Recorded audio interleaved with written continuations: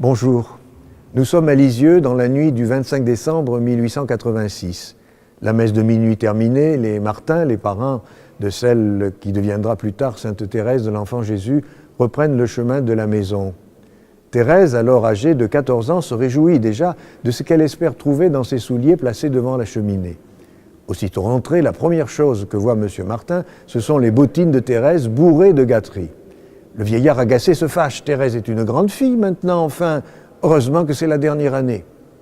Les deux sœurs ont entendu, elles devinent le chagrin de Thérèse. « Ne descends pas, lui disait-elle, cela te ferait trop de peine de regarder tout de suite dans tes souliers. » Voici comment Thérèse relate elle-même la scène. Mais Thérèse n'était plus la même, le Christ avait changé son cœur. Refoulant mes larmes, je descendis rapidement l'escalier et comprimant les battements de mon cœur, je pris mes souliers et les posant devant papa, je tirai joyeusement tous les objets, ayant l'air heureuse comme une reine. En cette nuit de lumière, commençant la troisième période de ma vie, la plus belle de toutes. C'est ainsi que Thérèse de l'Enfant Jésus a raconté plus tard ce qu'elle appelle la grâce de la complète conversion. Cette même année de 1886, à Paris, Paul, 18 ans, est étudiant. Élevé dans une famille chrétienne, il ne pratique plus. Le matin de Noël, il entre dans la cathédrale Notre-Dame de Paris pour écouter les chants religieux. Il y retournera l'après-midi pour les vêpres. Et voici ce qu'il écrit. « J'étais moi-même debout dans la foule, près du second pilier, à droite du côté de la sacristie. Et c'est alors que se produisit l'événement qui domine toute ma vie.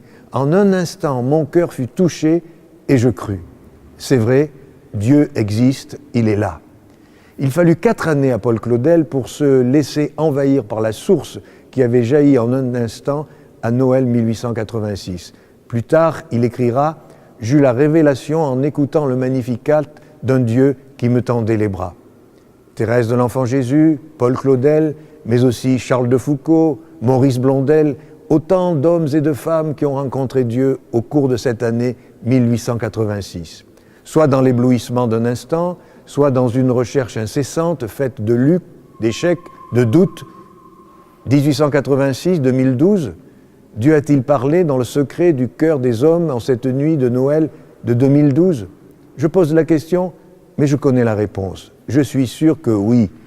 Nous l'ignorons encore, seuls le savent pour l'instant ceux et celles qui ont eu la chance de vivre cette rencontre unique et extraordinaire avec Dieu que l'on appelle la conversion, qu'elle soit l'œuvre d'un instant ou celle de toute une vie. À bientôt.